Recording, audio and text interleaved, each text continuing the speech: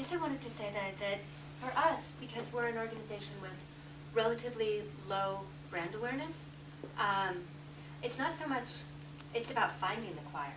And it helps if there are a number of people who are casually engaged or mildly engaged and we can communicate with them, then we have a better chance of getting them more engaged with our issue and, as a fundraiser, potentially converting them into becoming an actual donor, as opposed to that we need that conversation because we need them to understand who it is that we are. Yes, they're the choir, but they need to know our song to carry your analogy farther. That's a great one. Absolutely. I guess building on what some people have already said, I mean, I think the beauty of this day and age is that the fact that so many people are using social media and the fact that we can have our finger on the pulse of what people are reading and, I mean, what's influencing people to a certain extent. Obviously, you can't base everything on, you know, what polling or what some algorithmics tell you, but at the same time, you can go in and just see so much information in terms of how high of an influence a blog has and who's reading that blog and what kind of a level of knowledge someone has to get at before they actually tip into this point of taking action in their community politically or, you know, or otherwise. And it's just every little detail that you can pull out is so incredibly helpful to not wasting resources. And so it's not so much a gamble anymore as really picking and choosing our strategies, and to me that's totally incredible. And so at least for us right now, I mean, what we're able to do is understand that, you know, let's say involved women and young adults understand the issue more than everyone else, but also aren't necessarily all aware of the solutions to climate change.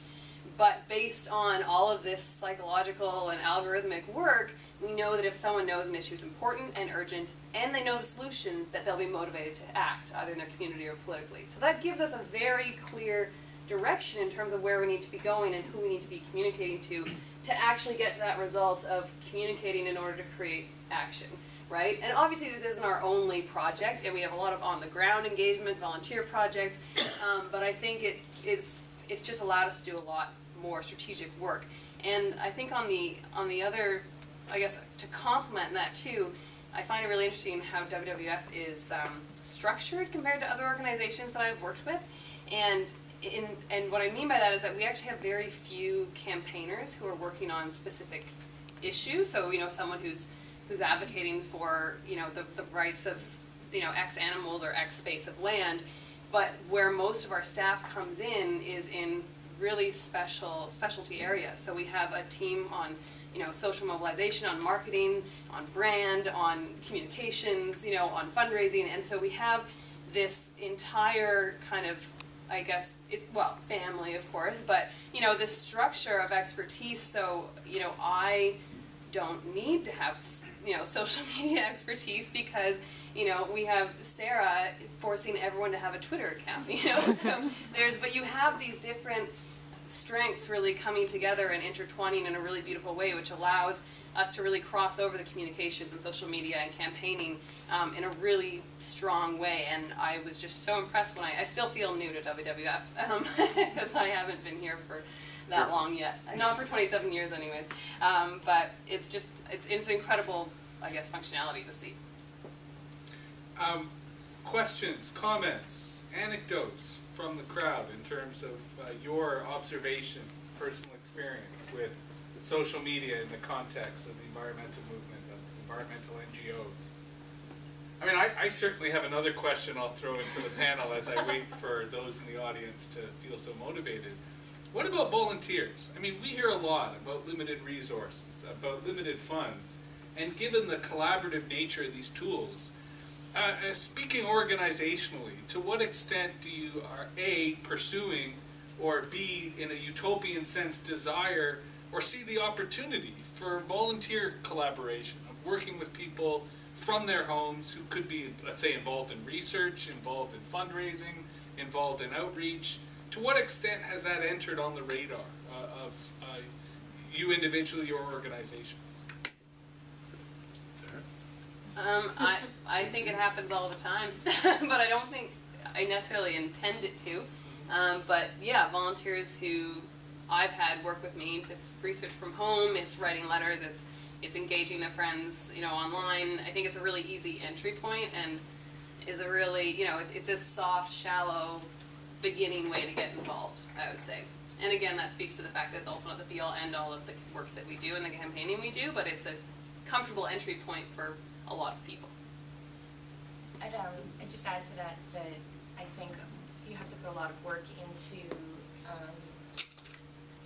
making it so that the volunteers feel comfortable being your ambassadors. A lot of them will go out there with your message and will organize in their communities and will activate their family and friends via social media if you give them what they need to do it. And I know that the Suzuki Foundation has actually done a really cool job. We've been talking with them lately about just how much they've spent time turning their volunteers into ambassadors, and it's not so much about this funnel of engagement so much as trying to find ways for them to use their skills to help them out. So Jenny, I don't know if you want to add to that at all. I don't know, in fact, how much social media you've used to... Getting all these Facebook accounts and groups happening here and there, and different Twitter things. It was all kind of haphazard, so I've been kind of trying to rein it in so we have a central place for our message.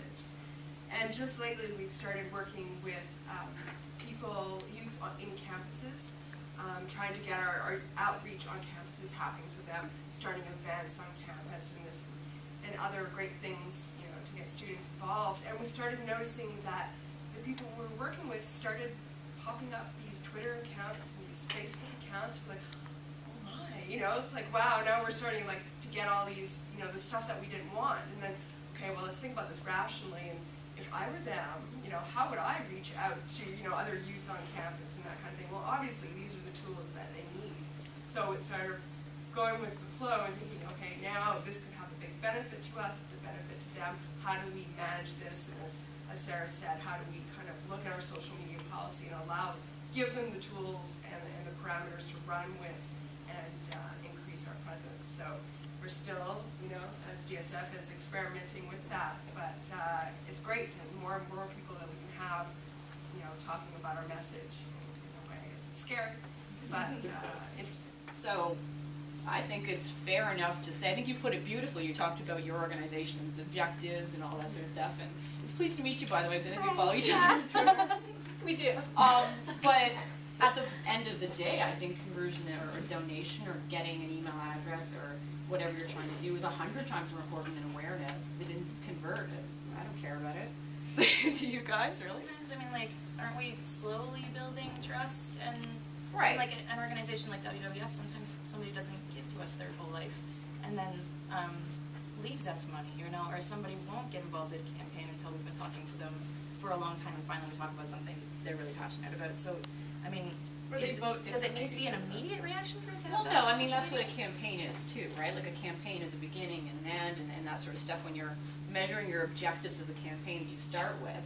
And at the end of the day, when you're ready to wrap it up and dust it off, if all you have to say about what you did was, you know, we got some blog attention or a radio mention or that sort of stuff and not really what you were looking for, I don't think that that's a win. And I've been in situations where I've talked to orgs that they were doing cause marketing or something like that, and they did a huge push on social media. And what really raised, and I asked them, you know, what raised awareness the most for you when you looked at your metrics for awareness? And they said radio ads, and the whole room laughed. You know, we're like, oh, radio ads. When we have a convention, we'll talk about radio ads, right? Well, for that campaign, it was radio ads. So, you know, I think that the building relationships is really important, but also you're going to get things from those relationships that you can measure too, right? You'll know if they're opening your emails. You'll know if they're responding to your great appeal.